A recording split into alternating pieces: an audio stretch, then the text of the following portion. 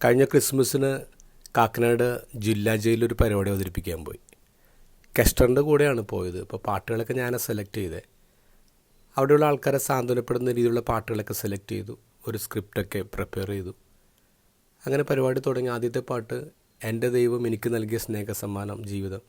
എൻ്റെ ജീവിതത്തെക്കുറിച്ചൊക്കെ ഇങ്ങനെ സംസാരിച്ചു.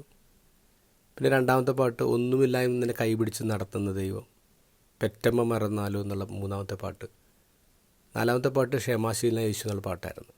അപ്പോൾ ഈ പാട്ടിങ്ങനെ പാടുമ്പോൾ ഇതിനെക്കുറിച്ച് സംസാരിക്കുമ്പോൾ ഞങ്ങൾക്ക് മനസ്സിലായി വൈബ് അങ്ങോട്ട് ശരിയാവുന്നില്ല. കാരണം ആൾക്കാരത്ര ഇൻവോൾവ് അല്ല. നാലാമത്തെ ക്ഷമാശീലനം എന്നുള്ള പാട്ട് കഴിഞ്ഞപ്പോഴേക്കും ഏറ്റവും പുറകെ നിന്ന് ഒരാൾ എഴുന്നേറ്റിട്ട് ഇങ്ങനെ ചോദിച്ചു, അതെ സിനിമ പാട്ട് വല്ലതും ഉണ്ടോ? ഞാൻ കാര്യം മനസ്സിലായി. ഞങ്ങൾ പതുക്കെ ട്രാക്ക് മാറ്റി. എസ്റ്റർ 1-2 സിനിമ പാട്ടൊക്കെ പാടി, അവരുടെ ഇടയിൽ നിന്ന് ആൾക്കാരൊക്കെ കയറി പാടി. അങ്ങനെ ഒരു ചെറിയ വൈബൊക്കെ ഇട്ട് വലിയ തട്ടില്ലാതെ പരിപാടി അവസാനിപ്പിച്ചു.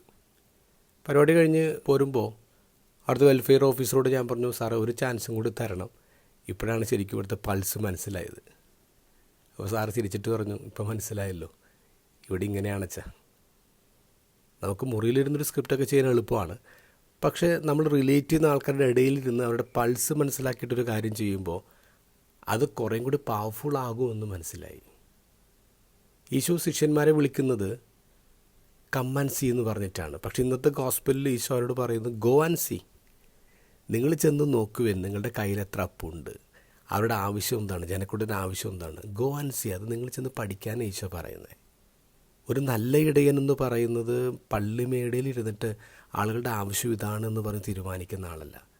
ആളുകൾക്കിടയിൽ ഇരുന്നിട്ട് അവരുടെ ആവശ്യങ്ങൾ തിരിച്ചറിഞ്ഞിട്ട് അതനുസരിച്ച് പ്രവർത്തിക്കുന്നവനാണ്. അതാണ് ഈശോ പറയുന്നത്, ഗോ ആൻഡ് സീ.